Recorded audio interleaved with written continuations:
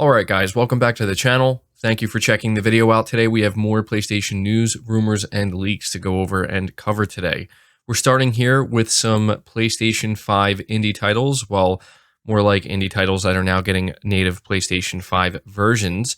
This is coming from Push Square. They say a pair of well-liked indie titles have received the PS5 upgrade treatment. Indie label Finji has announced two of its games, namely Night in the Woods and Overland, are now available natively on PS5.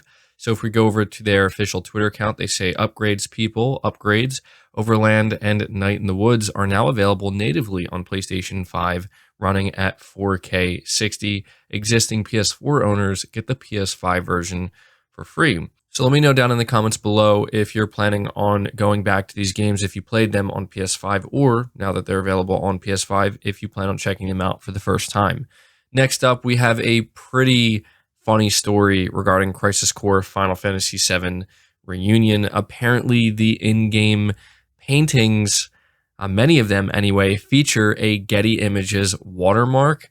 This is reading from PlayStation Universe, where they say Crisis Core Final Fantasy VII Reunion is out now on PS4 and PS5, although people have spotted something rather odd regarding some of its in-game paintings. They're splattered with a Getty Images watermark.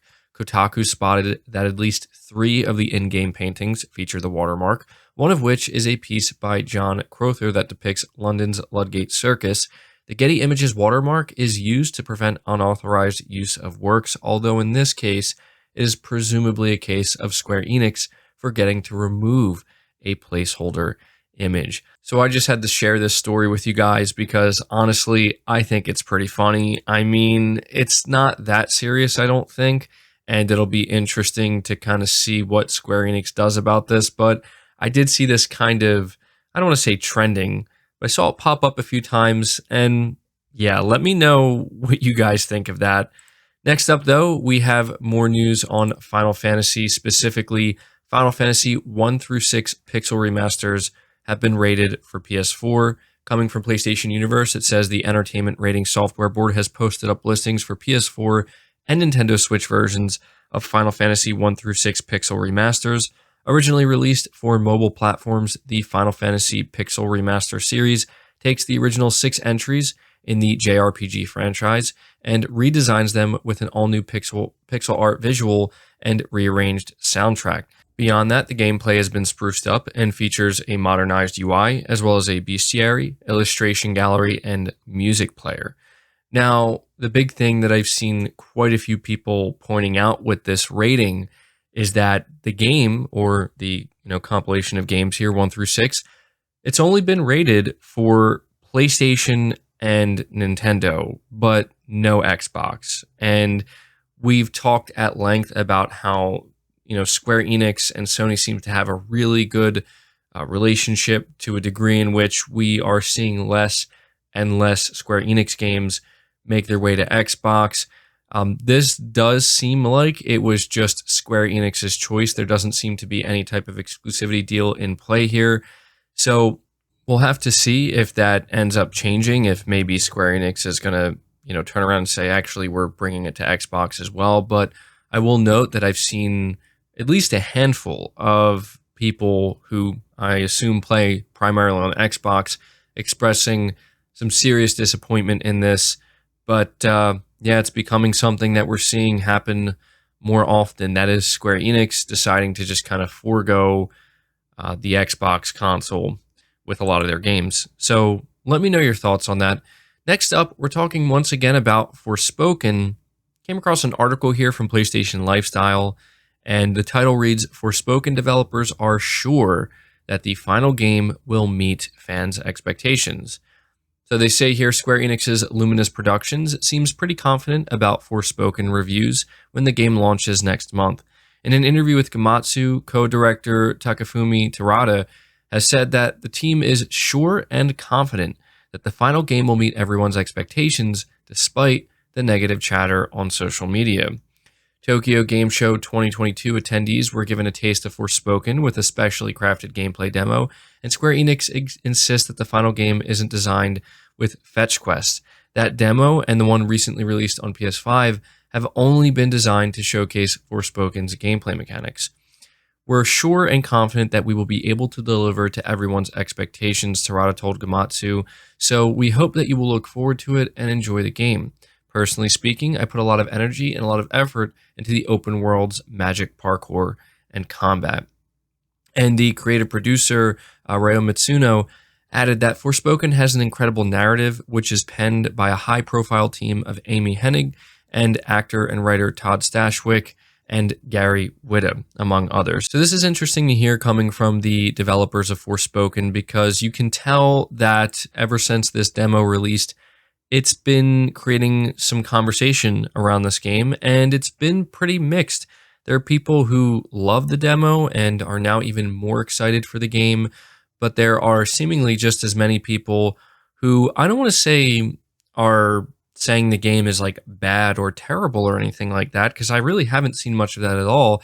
But I've seen a lot of people basically just say that it's not really doing it for them, and it's probably going to be a game that they either wait to buy when it's on sale, or they just end up passing on because they just weren't feeling it. And I think that that's what's interesting about Forspoken, is it just doesn't seem like it's a bad game. I feel like if you play the demo, you can tell like a lot went into it, but it is doing some things a little bit differently. And, you know, there are aspects of it that I think, again, maybe not everybody is going to be on board with. So I think at the very least, it's good to hear that the development team is confident in it. I think that's always a good sign. So I guess at this point, I'll just leave you guys to it. As always, let me know what you think about their comments down below. Next up, though, we are talking about Death Stranding 2 and how apparently it's going to be leveraging next-gen metahumans tech for photorealistic PS5 visuals.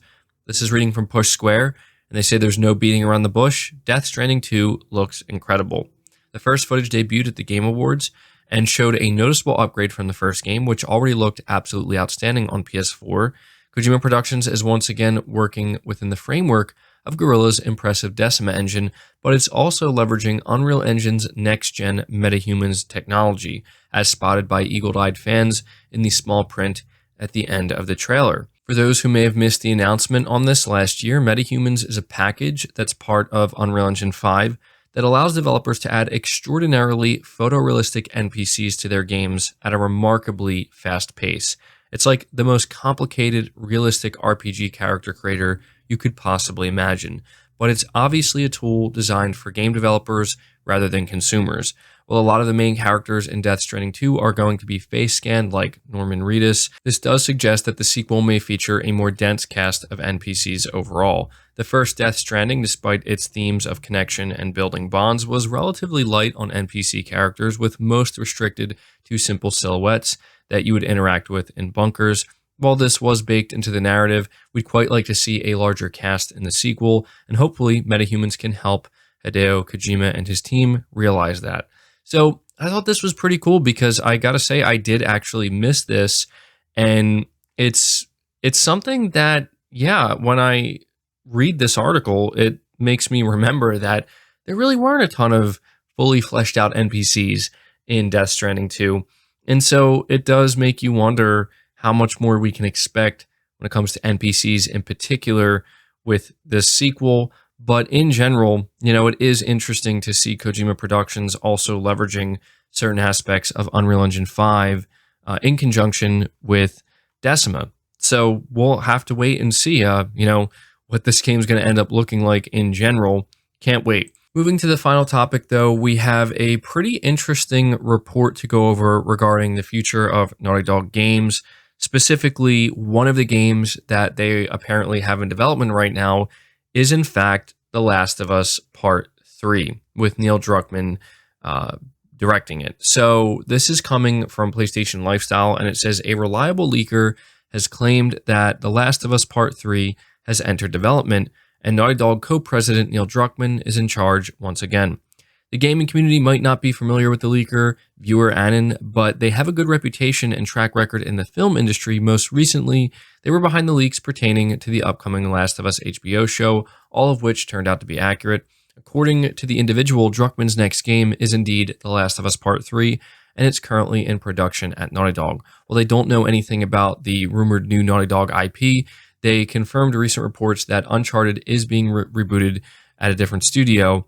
As far as The Last of Us multiplayer is concerned, viewer Anon believes it's coming before Uncharted. However, their tweet doesn't clarify if we can expect the multiplayer game before The Last of Us 3. And it's also worth noting that it was officially confirmed by Naughty Dog themselves that the story outline for The Last of Us Part 3 was already done and written. So to me, that was a clear sign that they're going to make a Part 3 for The Last of Us.